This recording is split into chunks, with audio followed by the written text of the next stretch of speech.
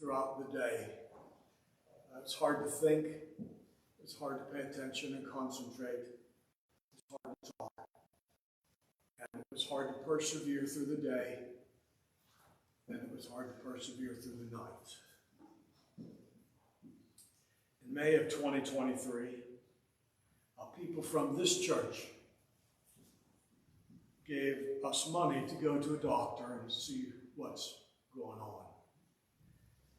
First step of a clinic and referral to a digestive center didn't give any answers or any help. An emergency room visit and a hospital stay led to a diagnosis of cancer. It's a mouthful. Angioimmunoblastic peripheral T-cell lymphoma. It's a rare, often aggressive type of non-Hodgkin's lymphoma. Many people die from it. This year, I finished chemotherapy, and I'm still in remission. 1.5 years, I think. How many years? However long it's been. Still in remission.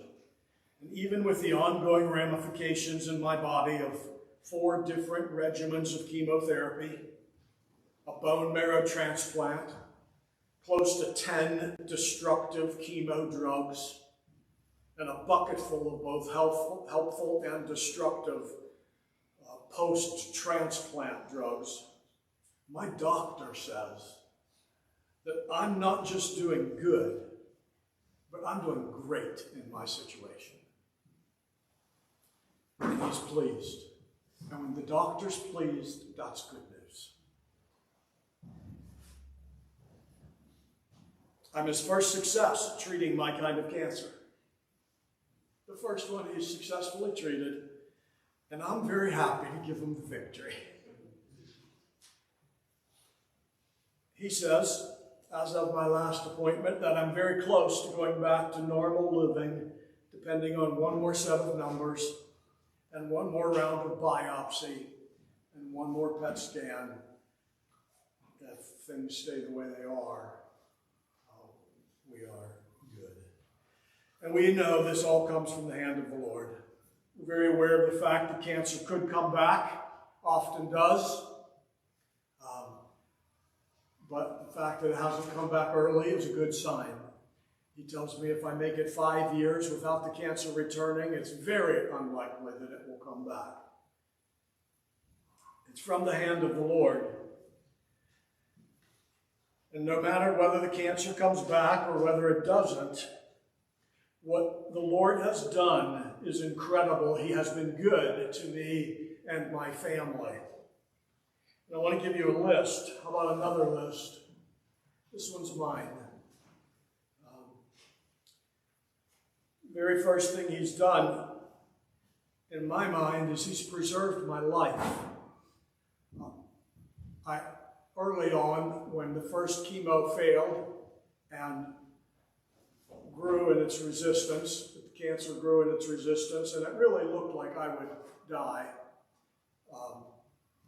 I began to pray the prayer of David, and I can't even remember the psalm, but he prayed, preserve my life.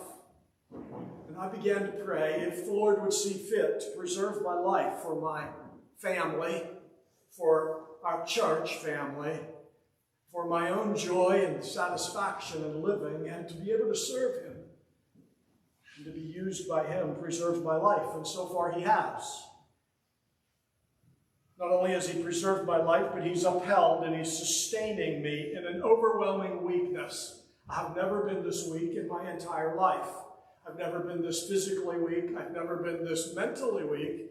In some ways, I've never been this spiritually weak. But Paul said, when I'm weak, then I'm strong, because the Lord is sustaining, and he continues to do that, not only for me, but also for Luann, as he sustains our family. Not only has he sustained us spiritually, but he's even grown us. And we are different people. because of what the Lord has done in us. He's shown us compassion. He's shown us a compassion that I've never understood before in this way.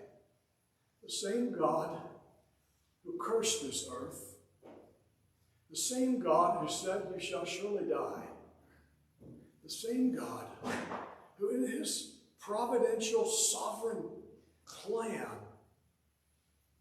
allowed me to get cancer. This same God who has brought it all, including the curse, has come alongside as I have borne my part in the curse and walked with me. He showed us compassion, and to have received the compassion of God, knowing it's undeserved, to say the least, is humbling and hopeful. This compassion has been shown in so many prayers you have prayed. I heard again this morning that there have been many prayers offered on my behalf and behalf of our family. We've been gifts and support, from gift cards to a van to drive to Louisville multiple times, sometimes multiple times a week. He's given us a church family. He's given us a marriage.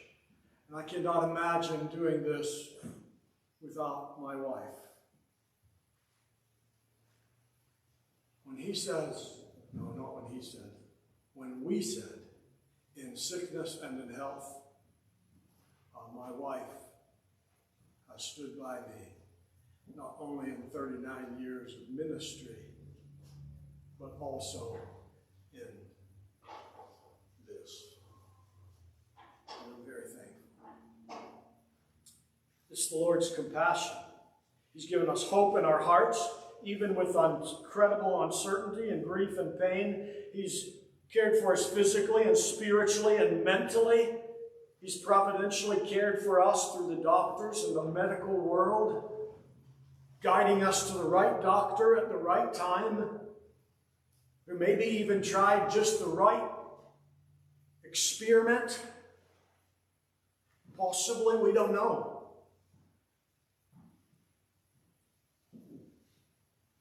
He brought us a family, cared with empathy and prayers and visits and verses, gave me a brother who gave me stem cells, and the Lord has shown his compassion, and he's continued to show his compassion as I recover, and he's continued to show his compassion as I deal with limitations. My silly stuttering and slow line and hesitance. The Lord is compassion. But there's one more. I'm very thankful for it. He led me, and he led us to face death and eternity more soberly than I ever have in the past. In fact, I have a sermon. Luann begged me not to preach it. She begged me. And how do you go against your begging wife? But I have a sermon on 5 reasons why I don't want to die and don't look forward to death, and 5 reasons why I do. And it's just that I feel caught between a rock and a hard place. There's some good things, and there's some things I don't want to quit.